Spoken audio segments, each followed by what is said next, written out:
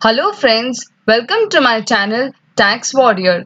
आज आप देखेंगे कि सीबीएसई ने जो सर्कुलर 10 जून 2020 को रिलीज किया था, जिसमें उन्होंने क्लैरिफाई किया है कि क्या डायरेक्टर्स रेम्युनरेशन पे जीएसटी आएगा कि नहीं। आप पूरे वीडियो में जानेंगे कि कौन सी कंडीशंस में डायरेक्टर्स रेम्युनरेशन पे जीएसटी आएगा। तो चलो फ्रेंड्स, स्टार्ट करते हैं।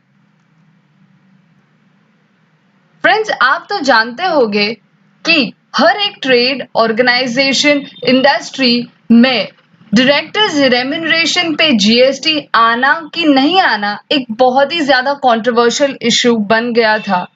कुछ लोग कहते थे कि नहीं आएगा क्योंकि वो स्केड्यूल 3 ऑफ सीजीएसटी एक्ट 2017 में कवर्ड है। कुछ लोग कहते थे कि वो नोटिफिकेशन नंबर 13 2017 और सेंट्रल टैक्स रेट के एंट्री नंबर 6 में कवर्ड है, हेंस इसके ऊपर जीएसटी आएगा।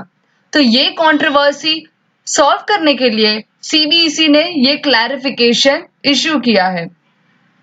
इतना ही नहीं, एक एडवांस रूलिंग भी अप्रैल में रिलीज हुई थी, जिसमें उन्होंने कहा था कि आप डायरेक्टर्स को जो भी कंसिडरेशन देते हैं उसके ऊपर जीएसटी आएगा एंड हेंस कंपनी को जीएसटी की लायबिलिटी डिस्चार्ज करनी होगी अंडर आरसीएम। तो सबसे पहले आपको जानना जरूरी है कि स्केड्यूल 3 और notification number 13/2017 of central tax rate में है क्या।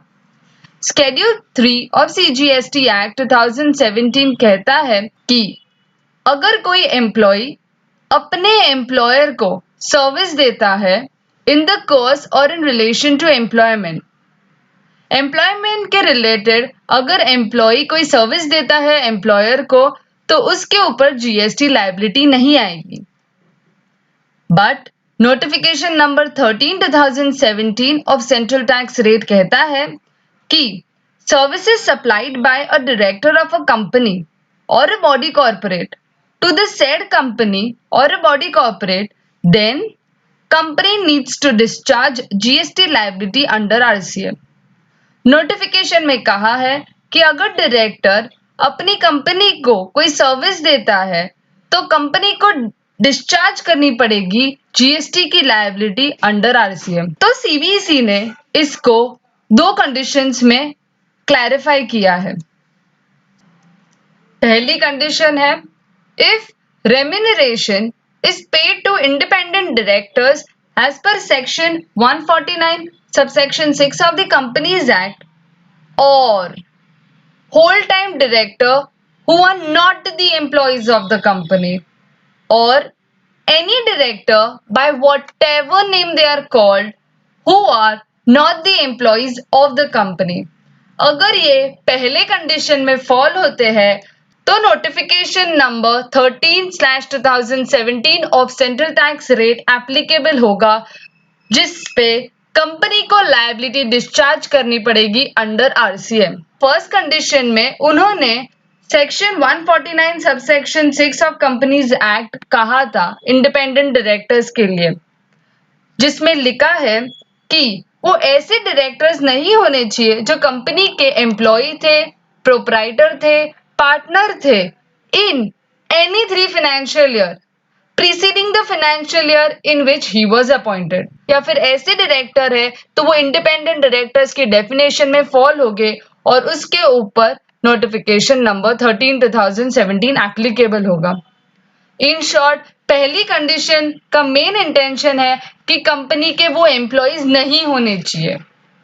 दूसरी कंडीशन बताती है, if remuneration is paid to whole time director including managing director who are employees of the company.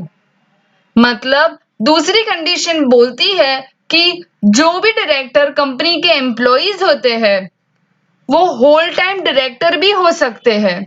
अगर वो सेकंड कंडीशन में फॉल होते हैं तो हमें देखना होगा कि क्या उनमें एम्प्लॉयर एम्प्लॉय रिलेशनशिप एग्जिस्ट कर रही है, जो स्केड्यूल 3 ऑफ सीजीएसटी एक्ट 2017 में रिक्वायर्ड है। तो देखते हैं कि वो कैसे देखना है। एम्प्लॉयर एम्प्लॉय रिलेशनशिप असर्टेन करने के लिए आपको देखना होगा कि क्या कॉन्ट्रैक्ट ऑफ सर्विस है या कॉन्ट्रैक्ट फॉर सर्विस है। कॉन्ट्रैक्ट ऑफ सर्विस कहता है कि डायरेक्ट हमेशा डुअल कैपेसिटी में परफॉर्म करते हैं, एक एज ए डायरेक्टर और दूसरा contractual relationship of master and servant with the company. अगर ये दोनों कैपेसिटी में वो परफॉर्म करते हैं तो उसे कॉन्ट्रैक्ट ऑफ सर्विस कहा जाएगा। इसके ऊपर आप जो उनके रेम्यूनरेशन पे टीडीएस डिडक्ट करते होगे वो section 192 of income tax act 1961 के अकॉर्डिंग करते होगे। अगर ये सब कंडीशंस फुलफिल हो रही है तो ये आपकी एक्टिविटी शेड्यूल 3 में कवर्ड है। हेंस इसके ऊपर जीएसटी नहीं आएगा। कॉन्ट्रैक्ट फॉर सर्विस में जिसपे आप टीडीएस डिडक्ट करते होगे section 194J of income tax act, जो सेक्शन में बताया है कि ये प्रोफेशनल सर्विस कोई देता है तो उसके ऊपर सेक्शन 194J एप्लीकेबल होता है। तो सिंपल है, आपको इजीली क्लासिफिकेशन पता चल जाएगा कि अगर आप 192 में करते हो तो आप शेड्यूल 3 में कवर्ड है, अगर आप एज ए प्रोफेशनल 194J में करते हो तो notification number 13/2017 of central tax rate applicable है।